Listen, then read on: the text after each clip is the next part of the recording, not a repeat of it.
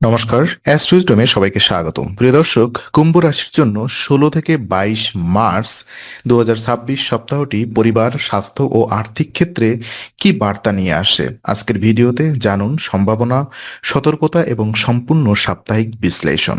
প্রথমত স্বাস্থ্য ক্ষেত্র পর্যালোচনা করি। এই সপ্তাহে কুম্ভ রাশির জাতকদের জন্য স্বাস্থ্যের ক্ষেত্রে সচেতনতা ও দ্রুত সিদ্ধান্ত নেওয়া অত্যন্ত গুরুত্বপূর্ণ হবে।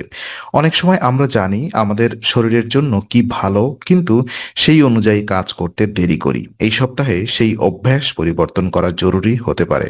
যদি শরীরের কোনো সমস্যা বা অস্বস্তি অনুভব করেন, তবে তা অবহেলা না করে দ্রুত ব্যবস্থা নেওয়া উচিত। নিয়মিত রুটিন বজায় রাখা, পর্যাপ্ত বিশ্রাম নেওয়া এবং সুষম খাদ্য গ্রহণ এই সময়ে বিশেষভাবে উপকারী হবে।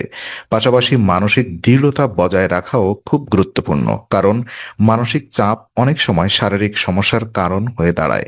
তাই ইতিবাচক চিন্তা, ধ্যান বা হালকা ব্যায়ামের মাধ্যমে নিজেকে শান্ত ও স্থির রাখা ভালো। সার্বিকভাবে বলা যায়, আত্মনিয়ন্ত্রণ এবং স্বাস্থ্য সচেতনতা জীবনধারা অনুসরণ করলে এই সপ্তাহে আপনার শারীরিক ও মানসিক সুস্থতা বজায় রাখা সহজ হবে।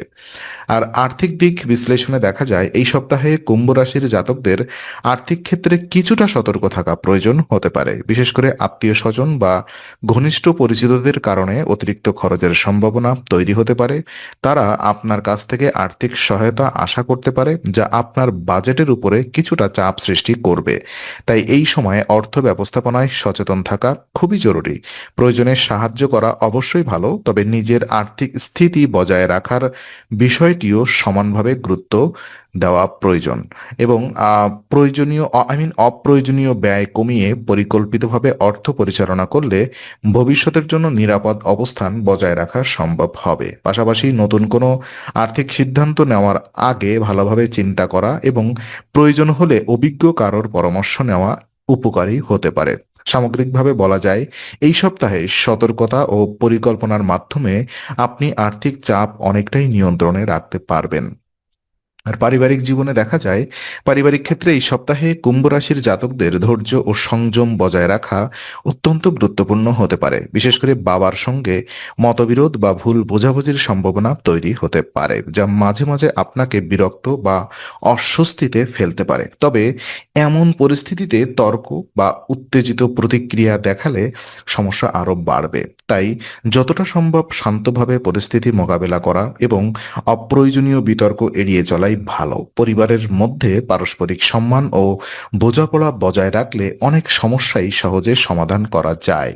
এই সময়ে পরিবারের সদস্যদের কথা ধৈর্য সহকারে শোনা এবং তাদের অনুভূতির প্রতি গুরুত্ব দেওয়া খুবই গুরুত্বপূর্ণ। মনে রাখতে হবে, পরিবারই আমাদের সবচেয়ে বড় শক্তি। তাই সামান্য মতবিরোধ হলেও সহনশীলতা ও সংযমের মাধ্যমে সম্পর্ককে সুন্দরভাবে বজায় রাখা সম্ভব হবে।